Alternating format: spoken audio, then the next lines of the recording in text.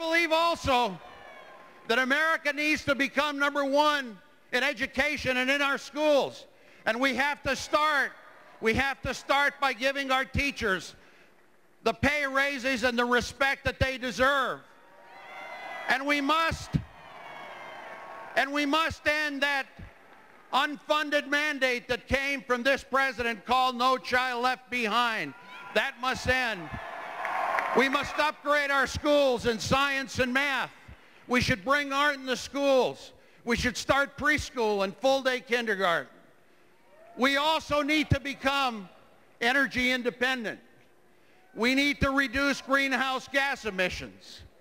We need to recognize that America needs to become energy independent because it's in our national security interest. We need to recognize today that that reducing greenhouse gas emissions is a moral responsibility. And it has to be done aggressively. And it also means that all of us have got to make sure that global warming is a priority in our national security and foreign policy. We must also recognize that every American, I will ask every American in the name of energy independence to sacrifice. We must do it. We must sacrifice and make sure that we respect the planet, that we're more energy efficient in our appliances, in our mass transit, in the way we live. I also want you to know that internationally, America must once again not just be the most powerful military and political leader in the world, that America must retain once again its leadership as a moral leader, as a human rights leader, as a country that respects democracy and human rights, as a nation that once again is going to lead, that it is critically important that we see an America that remembers our ideals of equality or freedom.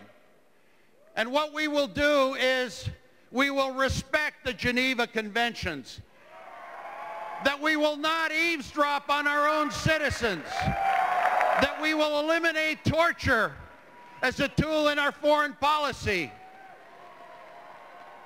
that we will be an America that respects the International Convention on Human Rights, that we will be an America that recognizes that it is important to do something about poverty and AIDS and refugees and sexual slavery, and that America associate itself against genocide in Africa, that we be an America that once again recognizes that moral leadership is where America's foundation is.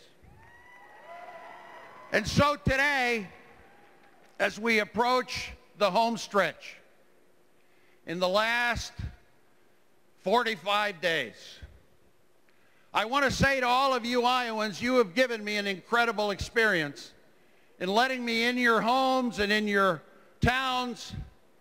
I appreciate that honor.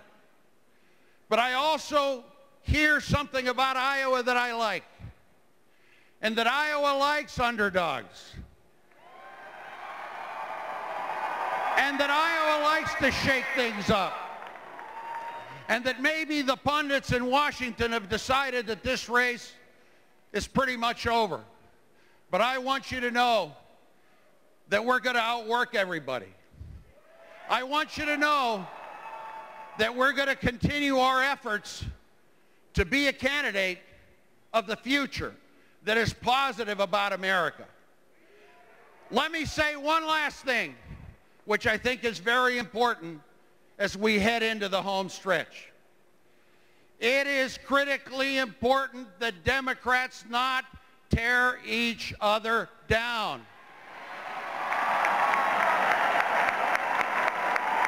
It is okay. It is okay. I believe it's okay to point out policy differences on Iraq, on Iran, on education, on health care.